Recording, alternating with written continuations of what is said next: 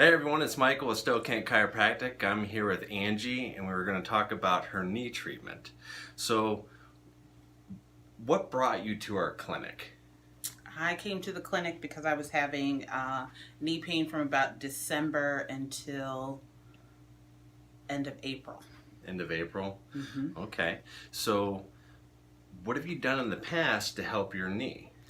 I went to my general or primary physician and he gave me a shot of steroids in my knee.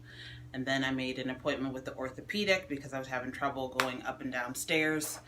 And that was a horrible experience, and they didn't offer me any solutions to deal with the knee problems. And then I had a friend who was already a patient here at Stow-Kent, and she recommended that I come here and try you guys out. Okay, great. So, we did several treatments. How did you feel after your treatments? Completely 100% better. Really? Yes. I am able to walk up and down the steps with no knee pain. I'm not using the BioFreeze daily anymore. I'm able to just go about life like normal without the knee pain. Wow, that's great. All right. So, you like the treatment? Absolutely. Great. Now, would you recommend this to someone else?